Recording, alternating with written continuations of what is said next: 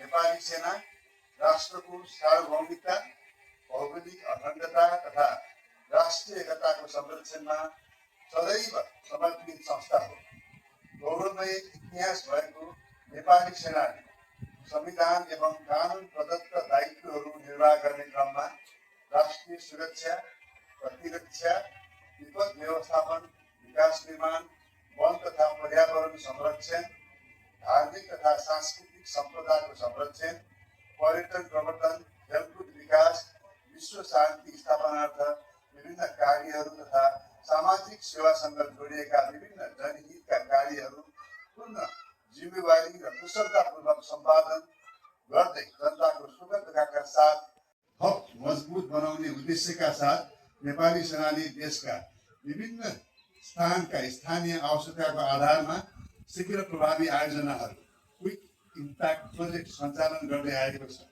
शिक्षा, स्वास्थ्य, खानेपानी तथा सामुदायिक पूर्वाधार विकासका क्षेत्रमा गरिएका यस्ता आयोजनाहरूले स्थानीय समुदायलाई प्रत्यक्ष लाभ पुर्याउनुको साथै नेपाली सेना र जनता बीचको सम्बन्धलाई अझ प्रगाढ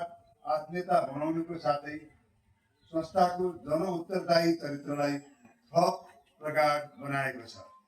कमला नगरपालिका वार्ड नम्बर 3 लग्ना बजार धनुषामा अवस्थित यस सिद्धिदात्री भगवती मन्दिरको यस पवित्र प्राङ्गणमा निर्मित विश्राम घर र खानेपानी धारा पनि यही प्रयासको एउटा महत्त्वपूर्ण उदाहरण हो। धार्मिक तथा सांस्कृतिक सम्प्रदायहरूको कुनै पनि राष्ट्रको सभ्यताका आधारशिला हुन्। यस सिद्धिदात्री भगवती मन्दिरमा दर्शन गर्नको लागि पाल्नुहुने स्थानीय तथा बाह्य दर्शनार्थीहरूलाई अति आवश्यक खानेपानी र विश्राम गर्ने स्थानको उचित व्यवस्थापन गर्नु हामी सबैको दायित्व हो। विभिन्न चाडपर्वको दौरान यस भगवती मन्दिरमा पूजा गर्नको लागि पाल्नुहुने हजारौं दर्शनार्थीहरू तथा हाम्रो अगाडि रहेको पोखरीमा यस क्षेत्रका जनताहरूबाट विभिन्न चाडपर्वहरूमा हुने पूजा र धार्मिक सांस्कृतिक कार्यक्रमहरू तथा हरेक सोमबार, बिहिबार र शनिबार यस लग्ना बजारमा लाग्ने हाट बजारमा पाल्नुहुने स्थानीय जनताहरूलाई सेवा प्रदान गर्ने उद्देश्यका साथ निर्माण गरिएको विश्राम घर तथा खानेपानी धारा तपाईहरू समक्ष हस्तान्तरण गर्न पाउँदा हामीलाई अत्यन्त सन्तोष, खुसी र गर्व समेत लागेको छ। कुरा भइरहेको छ विपदको सम्बन्धमा पनि हामी जाँदाखेरि विष्णुकालमा धेरै काज गरौँ, खेल खेलाएर पनि धेरै काज गरौँ र बन्दीपुर लगाएर यहाँ विष्णुकालले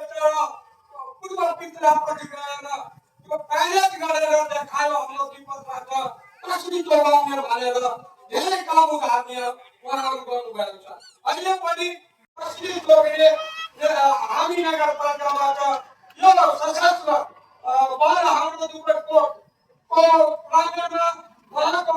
कक्षमा हामी धेरै सामानहरू राखेका छौँ। यो विपदको बेलामा कसरी प्रयोग हुन्छ त्यसको लागि हामी सशस्त्र दल बसेर यहाँका स्थानीयवासीहरू तालिम दिएर हाम्रो कसरी बचाउने भनेर सबैले हामी तालिम दिइरहेको छौँ।